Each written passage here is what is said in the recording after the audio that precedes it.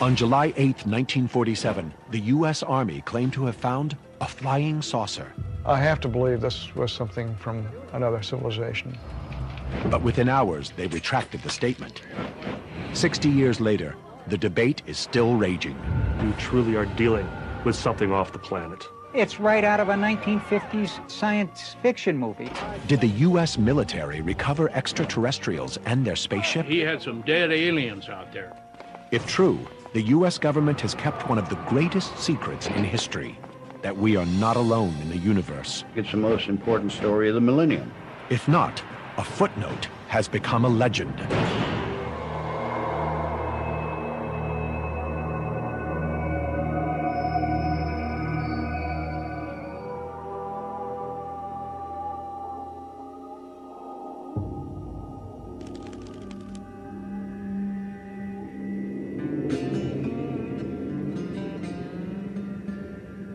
In the summer of 1947, rancher Mac Brazel came across some unusual debris in one of his fields.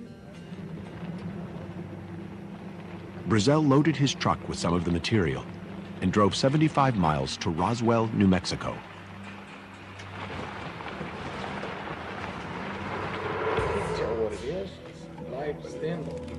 He took it to show Sheriff George Wilcox.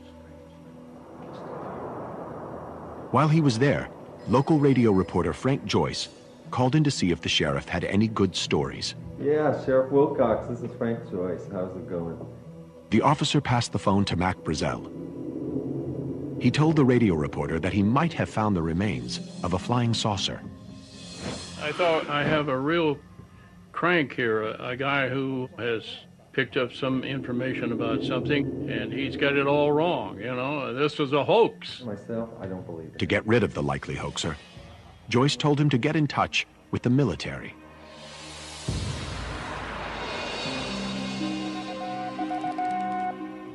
Welcome back. This is Frank Joyce with KGFL, Roswell, New Mexico's East. 2 days later, Frank Joyce received a visitor.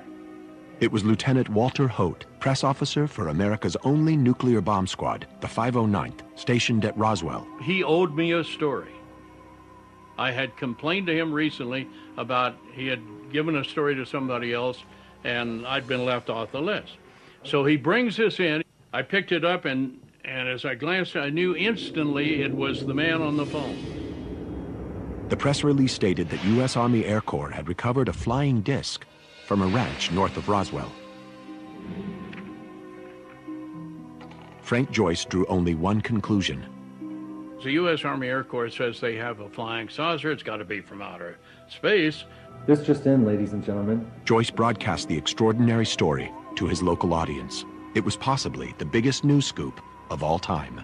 It's still the only time in the history of the United States where the government has said, we've got a flying saucer. Headline edition, July 8, 1947. The Army Air Forces has announced that a flying disc has been found and is now in the possession of the Army. The release revealed few other details. It said that a local couple had seen an unusual craft in the sky on July 2nd. A Major Jesse Marcel had recovered the debris, and it was now being taken to higher military headquarters. The incredible story was quickly picked up by Associated Press and released around the world. As soon as this story came out, all hell broke loose. New York calls, London calls. God, the world wanted to know about this. The concept of flying discs or flying saucers had caught the world's attention just 2 weeks earlier. On June 24th, a respected pilot, Kenneth Arnold, reported seeing 9 objects flying over Mount Rainier like saucers skipping over a pond. Well, at about 2:15, I took off from Chehalis, Washington, and I noticed to the left of me a chain which looked to me like the tail of a Chinese kite. They looked something like a pie plate that was cut in half with a sort of a convex triangle in the rear. Even though Arnold described the craft as having bat-like wings, the image of a flying saucer lodged with the public, and the term stuck. Over the next few weeks, hundreds of sightings of these new flying saucers were reported. The breaking news that one had been recovered near Roswell would at last unravel a mystery on the minds of anxious millions. What were these craft? How did they travel so fast? And were they from this planet or another? I don't believe that it was anything belonging to the United States. I don't believe it was anything belonging to Russia. The news of the recovery was important enough that FBI Chief J. Edgar Hoover asked to be kept informed. The mystery material was flown to Fort Worth, Texas, for analysis. 4 hours later, a press conference was called by Base Commander General Roger Ramey. He told the media that contrary to earlier reports, the debris was from nothing more than a weather balloon, and certainly not a flying saucer. Major Marcel, who had collected the material, posed with the mundane-looking debris. The public quickly accepted the military's explanation. Most people don't realize that back 60 years ago, things were a lot different than they are today. If you were told by the government that it was a pink elephant, you would accept that. Overnight, one of the greatest headline stories became nothing but a footnote. And it may have remained a footnote forever, if it weren't for one eyewitness That would be the official story. whose testimony would reopen the Roswell case and shock the world. So, tell me what happened back in 1947. In late 1978, a UFO researcher was introduced to retired Major Jesse Marcel, the intelligence officer who'd collected debris from the original crash site. I went down and visited him when I was in Florida. Got first-hand testimony from him, sitting closer than you and I are right now. And it was very impressive. Marcel declared that there had been a cover-up. Weather balloon that had crashed up there. He said that the weather balloon material shown to the press had been switched. What he'd found in Roswell in 1947 was not from this planet. This foil-like material that you could fold and fold and fold again, it would unfold on its own. Memory metal. Very thin, very lightweight. You couldn't cut it. The I-beams, the weight of balsa wood, but it wouldn't burn. This stuff wouldn't cut. Had strange symbols on it. I don't know what it was. Maybe it was a spaceship. Maybe there were aliens out there. I don't know. But I know it wasn't a weather balloon. Although the interview first came out in the National Enquirer, Jesse Marcel was certainly no crank. It was the intelligence. Today, Roswell, New Mexico is the UFO capital of the world.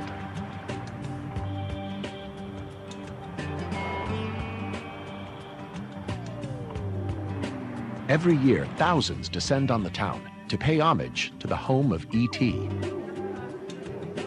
Toys and t-shirts depict the aliens believed to have landed here in 1947.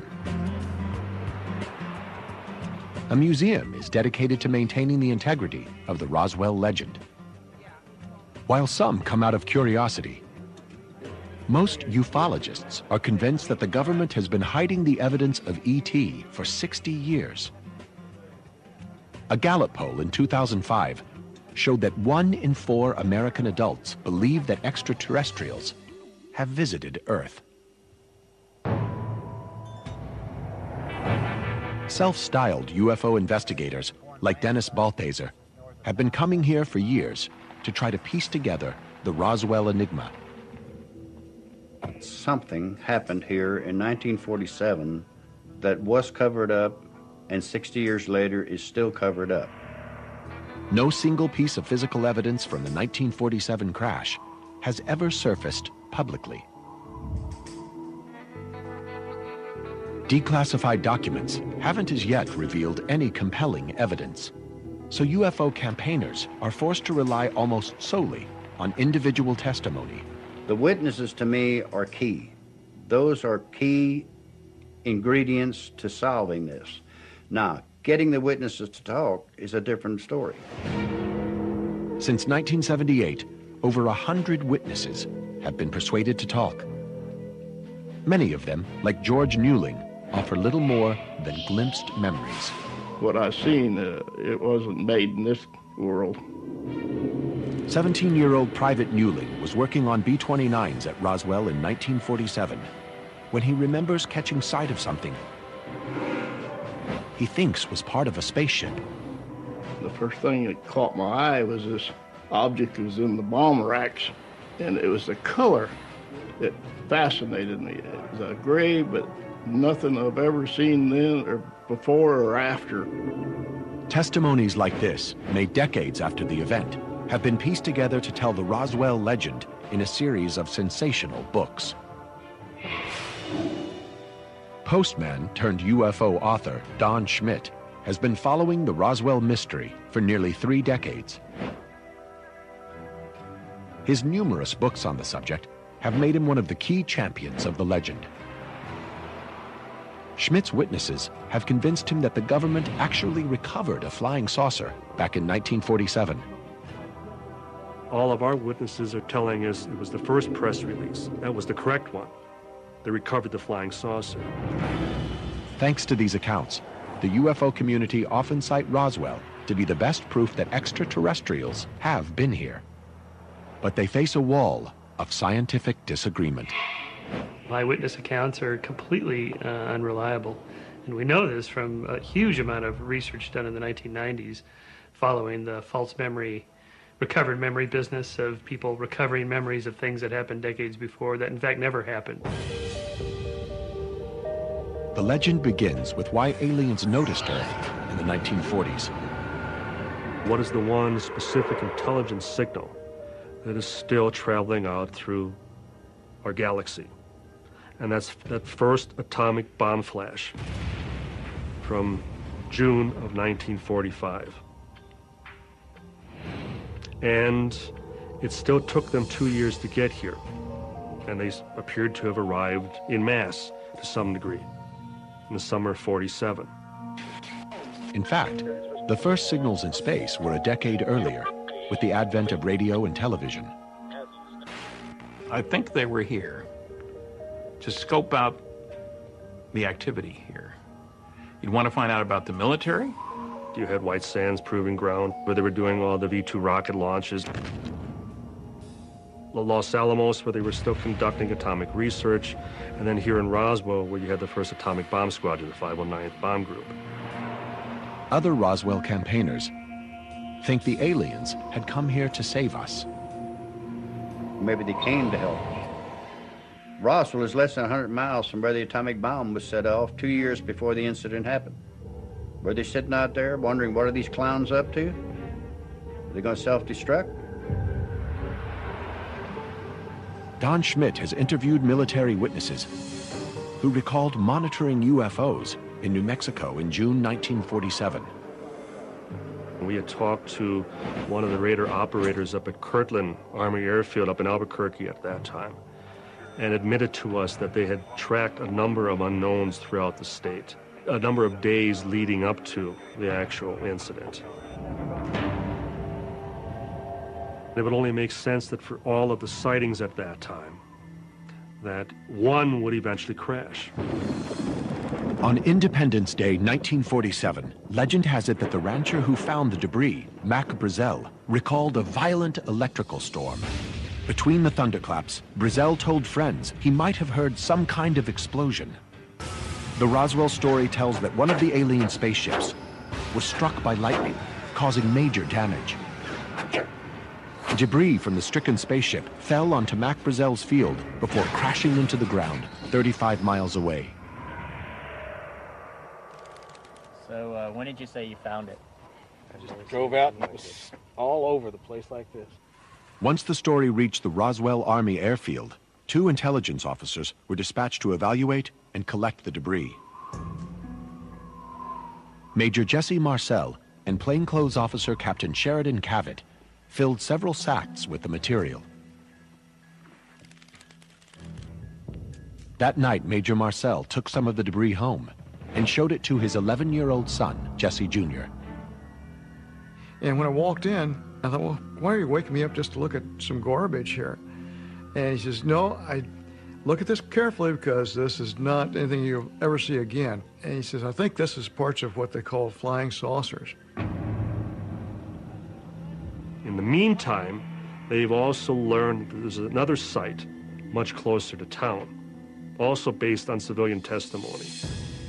A now dead witness, Jim Ragsdale, professed to have been with his girlfriend when he saw the spaceship crash 50 miles northwest of Roswell.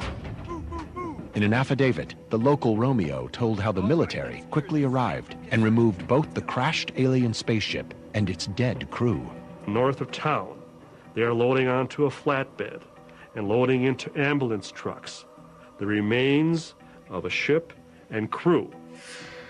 According to Ragsdale's testimony, 4 extraterrestrial bodies were found in the wreckage. The aliens were said to be small, with large heads and huge eyes.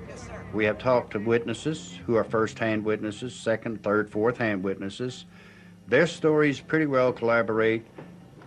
The description of the bodies that were found.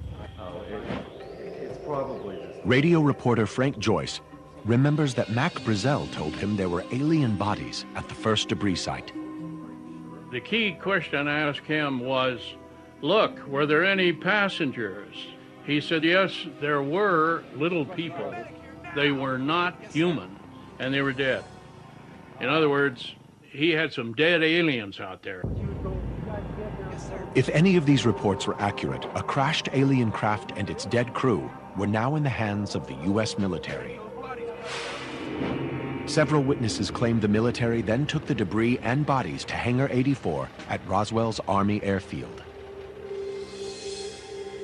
We've heard of military surrounding the hangar, the debris and bodies. Inside the hangar, guarded, military outside with weapons. I have interviewed a witness who claims to have seen a body in the hangar where the debris was taken prior to being shipped to Wright Field up in Ohio. Wright-Patterson Airfield in Ohio is a top-secret military base for examining enemy aircraft. Only second-hand testimony exists of alien materials being flown there, but it has become an accepted part of the Roswell legend. Back in Roswell, eyewitnesses, like Jim Ragsdale, testified that there was a huge recovery operation. 50 to 60 troops are up at the debris field on hands and knees, shoulder to shoulder, picking up every last shard of that wreck. Yeah, that's good. The Roswell defenders also claim that as part of the cover-up, the military ransacked media offices. We have numerous accounts from the radio stations as well as the newspapers describing how military MPs went from office to office, confiscating, ransacking desks and file cabinets. UFO promoters report that a number of witnesses, like rancher Mac Brazel, were threatened to keep the story quiet. And when he's finally allowed to return home, he's sworn to secrecy. He was, by all accounts, a broken man. It's quite clear that the government resorted to very extreme measures in keeping this quiet. The Roswell legend only came to life in the late 1970s, 30 years after the fact. But strangely, it follows almost the exact same storyline as a 1950s UFO hoax. Coincidence or not? In 1938, Orson Welles dramatized The War of the Worlds for a nationwide radio audience. Welles's performance was so convincing that thousands ran terrified into the streets, believing they were already under attack from robotic Martians. The War of the Worlds phenomenon is no different in principle than any mass hysteria. This is how they work. An idea gets planted, it gets started in some form of medium communication, people hear it, and then they start talking about it, then the panic builds. Ever since Welles's broadcast, the threat of alien visitors from outer space has been part of popular culture. But in 1945, a much greater threat came from the skies. The fear of a nuclear war was suddenly very real. The Cold War was upon us. We were deathly afraid of the Russians and hydrogen bombs and attacks of all sorts. Then, to add to public fear, in June 1947, there were hundreds of sightings of unidentified flying objects. What were they, and who did they belong to? When the story of a recovered flying disc in Roswell hit the world, it seemed at last the mystery of flying saucers would be solved. But almost immediately, the story disappeared. America continued to search for answers elsewhere. Were these flying saucers Russian spy planes? Or were they our own? Or were they literally from another world? Hundreds of UFO movies, books, and comics played to the public's fascination. Here we had flying saucers, aliens and spaceship playing on television and movies, and while they were frightening, they were entertainment that took us away from the real fear, which was the Russians. Then in 1950, a non-fiction book offered proof that aliens were visiting us. Behind the Flying Saucers, written by Hollywood columnist Frank Scully, was a sensational account of a crashed UFO. Frank Scully was a well-regarded author, and he wrote a book essentially about what two men had told him about this incident in Aztec, New Mexico. Scully's two informants had revealed that, like Roswell, a crashed flying saucer and dead aliens were recovered in New Mexico in 1947. There was some kind of a crash out on the highway. Bodies were retrieved and taken to a military base in northern New Mexico. The story parallels Roswell in many ways. The alien craft was made from some kind of lightweight but indestructible metal. There was a type of hieroglyphic writing. The alien bodies are said to have been 3.5 feet tall, with skinny human-like bodies. And like Roswell, the extraterrestrial evidence was hidden at a secret military base. But strangely, the book had nothing to do with Roswell. Frank Scully's 1950 publication is set in Aztec, New Mexico, nearly 400 miles from Roswell. The Roswell story, which shadows so much of the Aztec book, would not be told for another 30 years. Behind the Flying Saucers was a bestseller, and most believed it to be true. Then, in 1952, the two informers of the book, Silas Newton and Leo Gebauer, were convicted of fraud. Their Aztec story was a complete hoax. Headline edition, But reports of the scam had little impact on the public. By then, the idea of extraterrestrial visitors in flying saucers had already captured the public's imagination.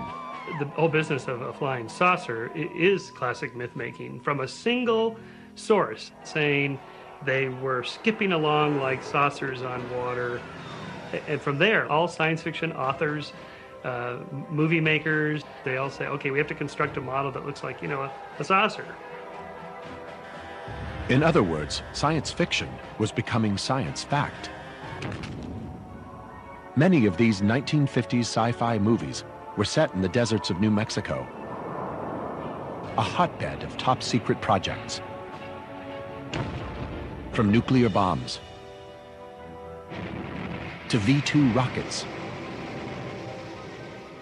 to experimental crafts and other deadly weapons.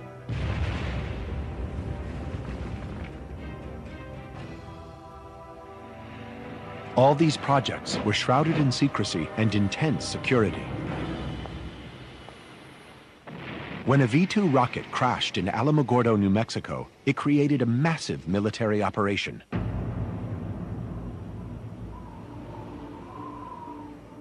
We had a batch of GIs, basically shoulder to shoulder, marching down this valley where the crash occurred. Naturally, some people had picked up a few pieces of metal and said, I've got me a souvenir. The Army went door to door, so they recovered all the wreckage.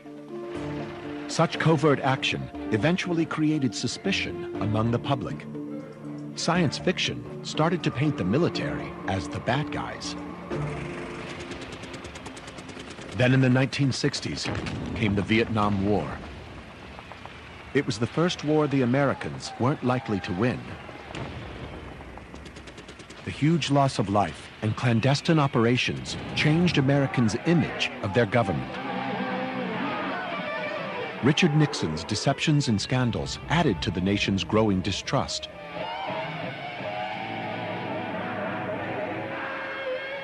What else was the government covering up? Anything seemed possible, even extraterrestrials. Against this backdrop of mistrust, conspiracy rumors grew that the military was hiding alien technology at secret military bases.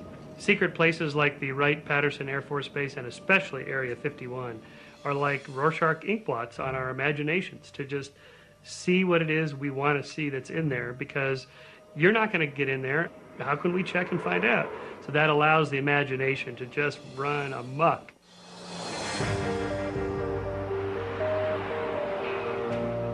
UFO advocates fervently believe that the government is hiding an alien craft and its dead crew. Something did crash. Something was recovered. Whatever was recovered, the government still has it in its possession. Sensational books and films have made bold claims of an incredible military cover-up.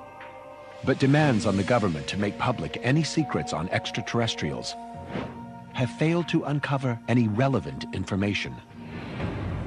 SETI is an independent scientific body searching space for any signal of extraterrestrial intelligence. The facts are that we haven't found the signal from space that would tell us that there's somebody out there. Is it possible that ET could have known about Earth in the 1940s? Shostak thinks the theory of aliens noticing atomic blasts in 1945 is implausible.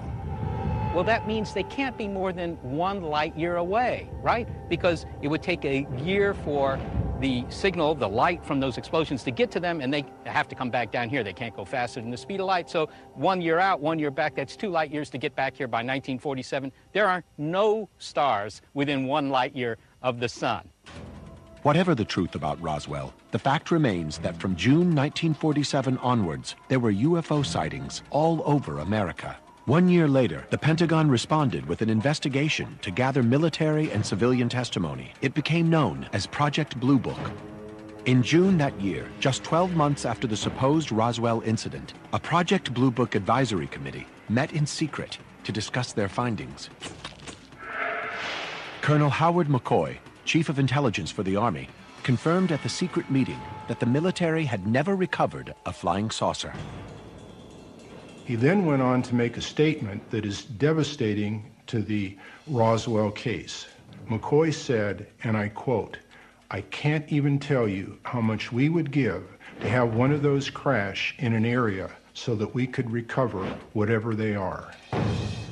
If the alien story of Roswell were true, such a recovery would certainly have generated a huge military paper trail.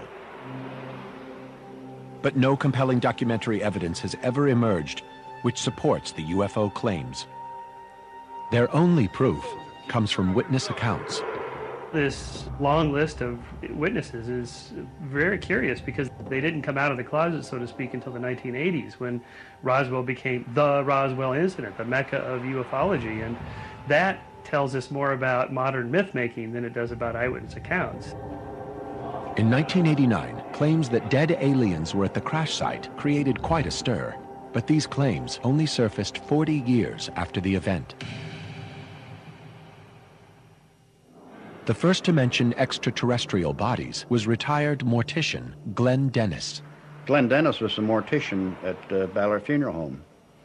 He claims that he knew a nurse out at the base at the infirmary that was involved with taking notes while they were doing an examination on a body. And she had drawn a sketch of an alien face and hand and given it to Glenn. Neither the nurse nor the original drawing has ever been found, causing suspicion of the claim. Dennis redrew what he asserts the mystery nurse had shown him. Seth Shostak wonders why the aliens look so humanoid. It's unlikely that the aliens will look like us, but it's very handy if you're making a film or a TV series about aliens, that they look something like us, because otherwise, how are you going to relate to them as a member of the audience? Frank Joyce recalls that rancher Mac Brazel told him that there were also alien bodies up at the debris site. I remember on the phone he told me he had some dead aliens out there. But Major Jesse Marcel, who was keen to prove the debris was alien, never mentioned any bodies. My dad never saw them, or if he did, he never mentioned it to me, but I think had he seen them, he would have certainly made it be known that, yeah, there were some people out there too. Even the UFO community has mixed feelings about the allegations of alien bodies. The part about the Roswell incident involving bodies is extremely questionable, primarily because nothing was mentioned about them for many years, and the number of bodies varies depending who you talk to. Dennis Balthaser acknowledges the Roswell story is littered with unreliable witnesses. Some witnesses have decided to elaborate on their stories. Some have outright lied.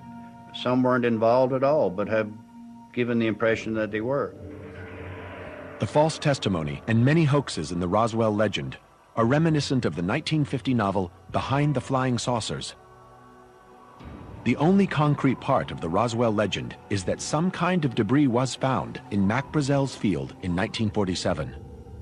When Jesse Jr. saw the debris as an 11-year-old boy, his father was already convinced it was extraterrestrial. He just said something like he thought this was parts of a flying saucer. Again, I wasn't quite sure what he meant by that. Jesse Marcel is the only person alive today who has consistently claimed to have handled the material. His testimony is key to proving the Roswell incident was extraterrestrial. But Dr. Michael Shermer argues that a young boy would be strongly influenced by his father's opinion.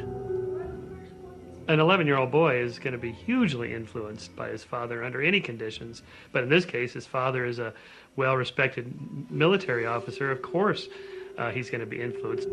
Even though he's an important witness, much of what Marcel describes sounds commonplace. There's a lot of metal foil, kind of a thick aluminum wrap type of material, and there was some black plastic material looked like Bakelite at that time.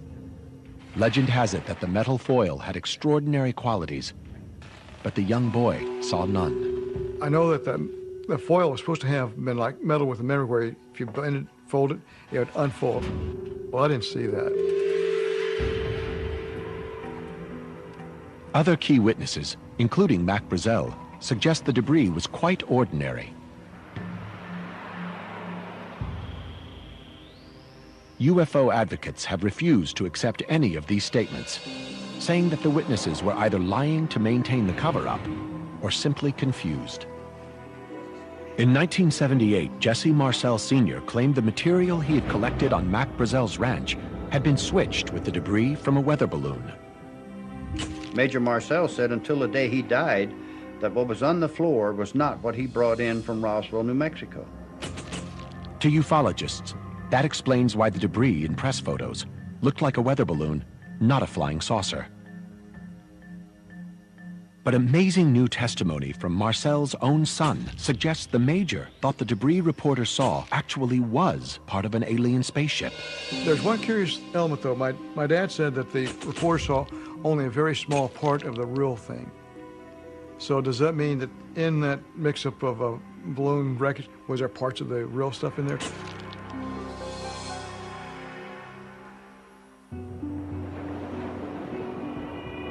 Today, Jesse Marcel admits that it's possible that the foil-like material in the photographs and what his father had brought home could be the same. You know, the foil did not have the paper backing. Could have been confused with the foil that I saw. Jesse Marcel remains convinced that there was one thing in the debris that could only be extraterrestrial. He describes small metal-like I-beams with hieroglyphic symbols. That metal beam, like a small miniaturized I-beam, and it had these purplish violet symbols on the inside edge of it. You know, my dad said something like, "This is alien writing." While Marcel Jr. describes metal I-beams, his father remembered them as not being like metal. it looked more like wood. Such contradictions among eyewitnesses are widespread among the Roswell faithful. Other key witnesses also described very earthly debris of wooden sticks, tinfoil, a tough paper, and rubber strips. Scientists and skeptics alike find it hard to believe an alien spaceship would be constructed from such simple materials. If you're going to go from one star system to another, you need a craft that can go a fair fraction of the speed of light. It has to go tens, maybe 100,000 miles a second. Well, a craft like that is going to have enormous engines. It's going to be something that's going to, probably be the size of an ocean liner. This is not going to be a little, souped-up motorbike. While the physical abilities of this material remains in question, almost all the key witnesses made reference to seeing unusual markings. Jesse Marcel described seeing alien hieroglyphs on small metal I-beams. I have to believe this was something from another civilization. I'm absolutely convinced of that. The Marcels both think they saw alien hieroglyphics. But other witnesses testified to seeing nothing more than flowered patterns. If the origin of these markings can be identified, it might solve the Roswell mystery once and for all. It's about time people knew that something strange went on out there that night.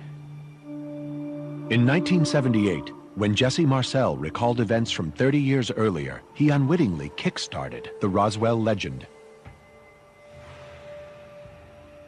Ever since, UFO authors have expanded the story to mythic proportions. But the Roswell legend makers can't agree on many key details. Where the spaceship crashed, who actually saw it, and how many bodies were recovered changes from book to book.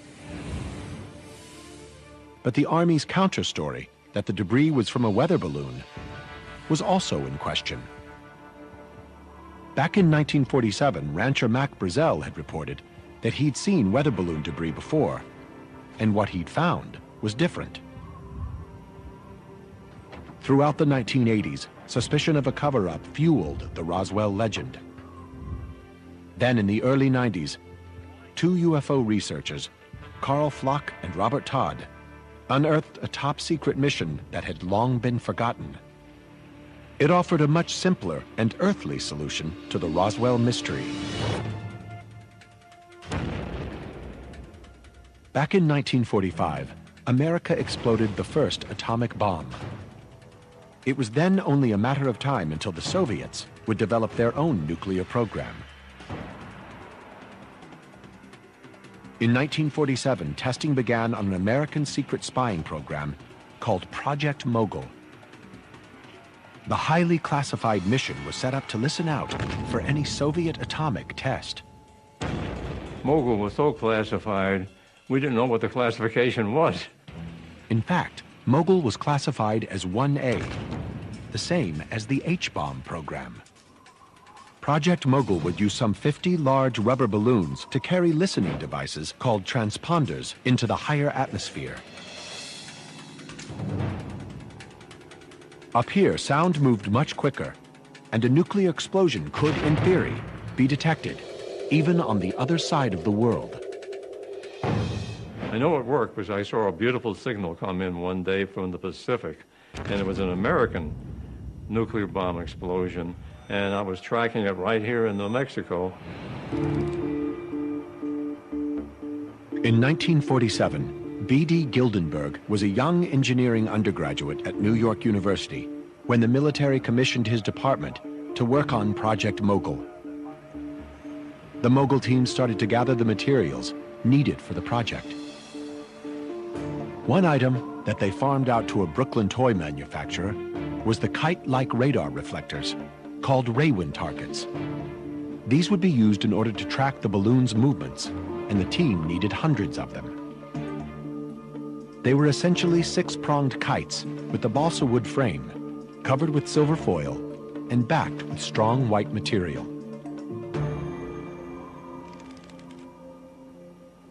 In June 1947, the NYU team traveled with all their equipment to White Sands Testing Range in New Mexico.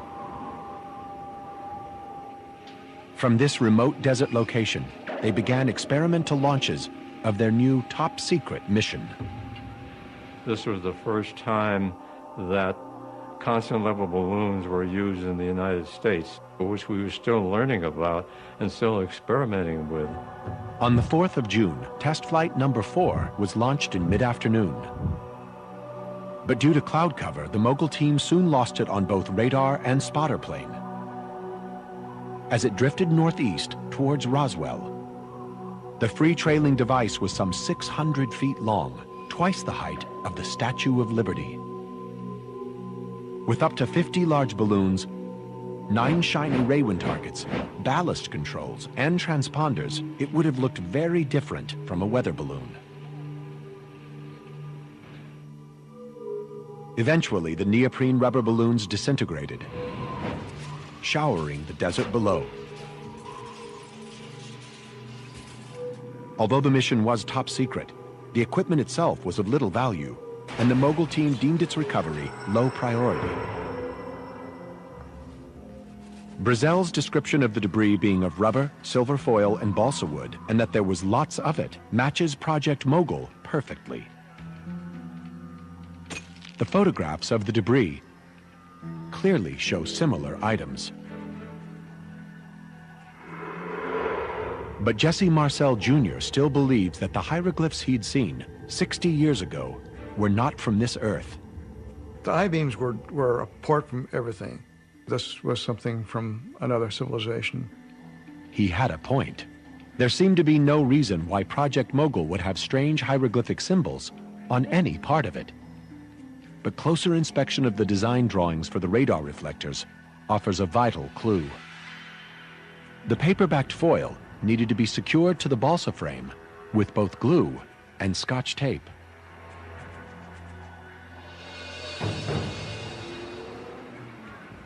The toy company in Brooklyn, commissioned to make the Raywin targets, used what it had at hand. That included kids' Scotch tape with flowered patterns set in a purple dye. After a few days in the desert sun, the Scotch tape would have peeled off and blown into the desert. In such heat, the purple dye had impregnated the wood, leaving behind flowered patterns on the balsa wood frame. Some of the tape had these inscriptions from the Brooklyn toy department on it.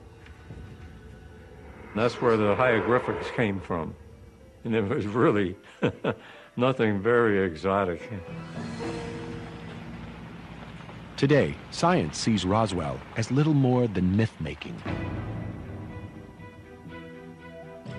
We have a really good understanding now of the psychology and the sociology of myth-making. How an idea gets started, it's based on some factual event, sure, but then it just starts to build, and the story gets retold, and memories are not reliable, they're filtered, and before you know it, things get completely different. Today, Project Mogul is accepted among most scientists as the rational answer to the Roswell mystery. New testimony suggests that Project Mogul and its successors may have also been responsible for the entire UFO phenomenon. From June 1947 onwards, hundreds of top-secret high-altitude balloons were launched all over America. The balloons and payloads were ever more bizarre. B.D. Gildenberg believes that these balloons were what many people were mistaking for alien crafts. I remember the CIA being at some of our launches, and they were the ones who were pushing this. Said, yeah, let these remain UFO reports as a cover-up for all these secret programs that were coming on board. If Roswell is nothing more than a myth, why have a quarter of American adults been taken in by it? We do tend to believe things that are kind of titillating, exciting. The idea that there's beings around, maybe they're even here now, just in orbit with stealth technology, and they're watching us, they're taking care of us. All that is very compelling. But when we actually go and check, and it turns out not to be true, then it's time to, move on to something else. What we now know about Roswell is that Mac Brazel did discover debris in his field, and just as he reported, it wasn't a weather balloon. The government did cover up the truth. Project Mogul was a Category 1A top-secret spy mission, crucial to national security. It did cause a moment of excitement because no one outside of Project Mogul had seen that configuration of a balloon device before. The local army probably did overreact, as they had no idea how sensitive the project or the material was. Wright-Patterson Airfield still remains a top-secret military base responsible for examining strange craft, but of foreign planes, not of ET. UFO spokespeople have already dismissed Project Mogul as bogus, just another government smokescreen. They remain convinced that somewhere under lock and key is a secret X-file that outlines an incredible story. That alien spaceships traveled through the galaxy to save humanity, only to crash in the desert outside Roswell. They refuse to accept that Mac Brazel stumbled across nothing more than the disintegrating debris of a top-secret military project, partially stuck together by Scotch tape. Perhaps the real Roswell conspiracy is that so many have been taken in for so long by nothing but a footnote in history.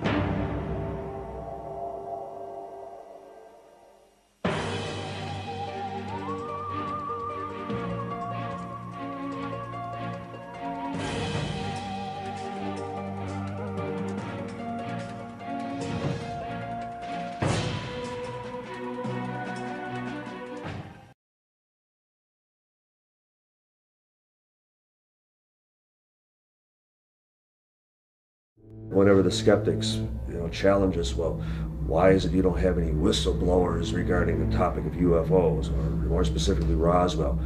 Well, we've had whistleblowers, since 1947. The problem is nobody listens. When you have objects described in formerly classified government memos as being disc-shaped, as invading sensitive airspace, and when you can see from the tone of the memos that this is a very serious matter, then clearly there's something important happening. There are two photographs, two slides, where you can see the bodies. This issue had been proven 50 years ago. This is a political problem. It's a political policy. You can't solve it with science. You have to solve it with political engagement. We have a significant proof for the Roswell event as an extraterrestrial event. What the world is going to do with it is up to the world. If humanity really understands the importance of this, that this phenomenon is real, then the mission has been accomplished.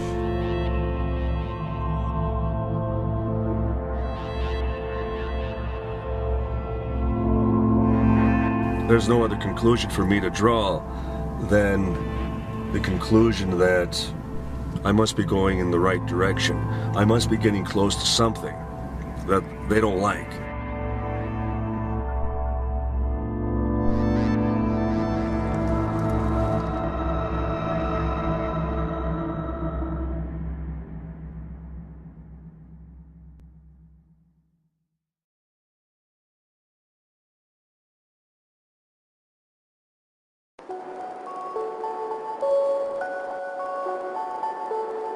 To a small but dedicated group of UFO researchers, this barren ranch land, 75 miles northwest of Roswell, New Mexico, is sacred territory.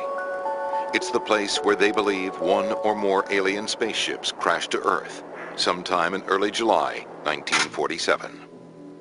I think there was probably a mid-air collision that resulted in one going one way and exploding and dumping all the wreckage out in the debris field, the other making it down almost intact.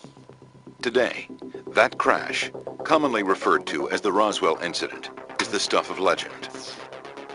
But we might never have heard of Roswell if not for a former nuclear physicist turned UFO researcher named Stan Friedman. After spending nearly 30 years investigating the incident, hunting down dozens of key witnesses and scores of top-secret documents, Friedman is convinced that the U.S. government is covering up a UFO crash. This is his proof. It begins in 1978, when after giving a lecture on UFOs, someone casually asks if he's ever met former military intelligence officer Jesse Marcel. Brilliant investigator that I am, I said, "Who's he?" I never heard of him. "Oh, well, he handled pieces of the wreckage in one of those saucers you're interested in." What? Friedman tracks down Marcel in Louisiana and first hears the fantastic tale about the day Marcel helped recover a real alien spaceship. There were just fragments strewn all over the area, an area about 3/4 of a mile long and several hundred feet wide. So, Jesse tells me his story was in newspapers around the world, but he doesn't remember the exact date. And he tells me how they took the wreckage to Fort Worth, Texas, and he was told not to say anything. Friedman checks with the local Roswell paper, and sure enough, there it is. July 8, 1947, Roswell Army Air Force captures flying saucer. It was a big sensational thing. Front page headlines, not just the Roswell Daily Record, which is kind of a small paper, but in the West Coast papers, Los Angeles Herald Express, huge paper, and so forth. But there's a follow-up story, too. One day later, a report from the U.S. military that the wreckage isn't a crashed UFO after all. It's pieces of a downed weather balloon. But now, 30 years later, here's Marcel telling Friedman the balloon story is false, part of a cover-up by the U.S. government. One thing I was certain of, being familiar with all air activities, that it was not a weather balloon, nor an aircraft, nor a missile. It was something else of which we didn't know what it was. In the weeks leading up to the Roswell incident, the country is gripped by UFO fever after a commercial pilot reports seeing 9 strange objects flying over Washington state. He said that they acted like saucers bobbing or skipping across the water. It was from him that the term flying saucer came from. Hundreds of flying saucer sightings pour in, especially in New Mexico, home to top-secret test sites for V-2 rockets and atomic and nuclear weapons. The city of Roswell itself is the base of the 509th, the world's only atomic air squadron. Just 2 years earlier, it had dropped the bombs on Hiroshima and Nagasaki. If aliens were going to be interested in anything that happened on this planet, boy, they'd make a beeline for New Mexico. As the story goes, on that fateful night in early July 1947, a violent thunderstorm rolls through Roswell. Out in the desert, rancher Mac Brazel sleeps fitfully in his tiny cabin. There'd been a big electric storm, and he heard what he thought was an explosion that didn't sound like thunder. The next morning, Brazel checks on his animals and notices they won't cross a pasture. He goes for a closer look and stumbles across debris littered over a large field. And he finds this huge amount of stuff, strange material, covering an area hundreds of feet wide by almost 3/4 of a mile long.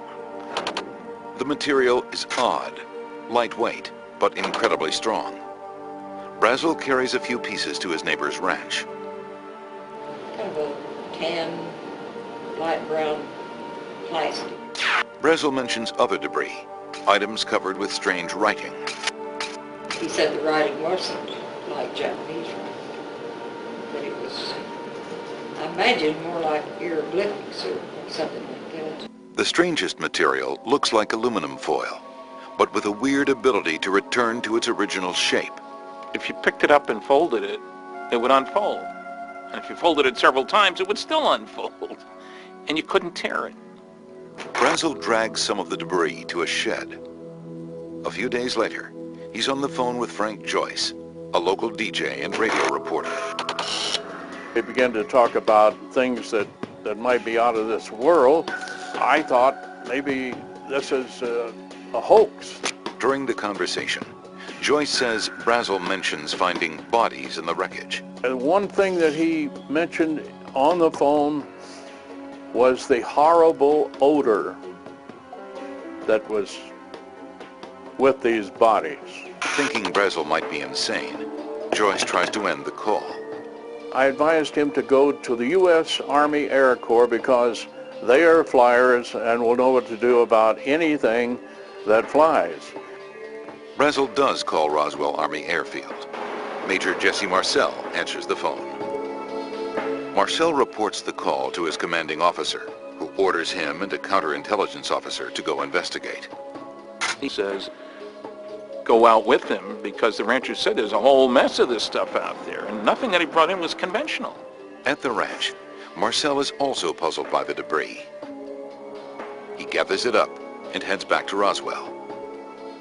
He's so excited by the potential discovery, he stops by his home after midnight and wakes his wife and 11-year-old son, Jesse Jr.